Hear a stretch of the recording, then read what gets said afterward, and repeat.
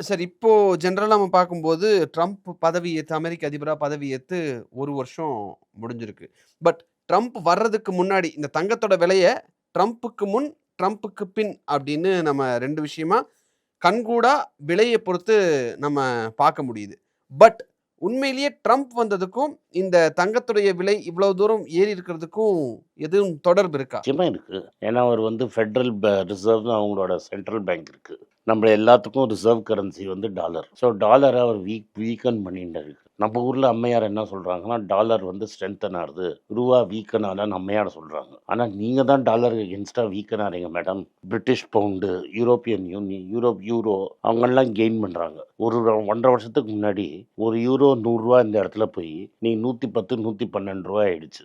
British pound ₹90 வரைக்கும் கீழே இறங்கினது. இன்னைக்கு 105, 106 இருக்கு. ஆக்சுவலா வந்து யுஎஸ் டாலர் மத்த கரன்சியோட விழுந்துட்டு இருக்கு. ஆனா ரூவா டாலரோடயும் விழுந்துட்டு இருக்கு. மத்த கரன்சியோடயும் இன்னும் வீக்கா விழுந்துட்டு இருக்கு. இன்ஃபேக்ட் 2025லயும் இந்த வருஷத்துலயும் worst performing currency in Asia அப்படிங்கிற பட்டத்தை இந்தியன் ருப்பிக்கு தான் கொடுத்துருக்காங்க. பாகிஸ்தானே நம்மளோட பெட்டர் அப்படி தான் நம்ம சொல்லணும். ஏன்னா எதை எடுத்தாலும் பாகிஸ்தானை பாருன்னு நம்மளை சொல்லி தான் பழக்கியிருக்காங்க. பாகிஸ்தானே நம்மளோட பெட்டராக பெர்ஃபார்ம் பண்ணியிருக்குங்கிறது தான் உண்மை.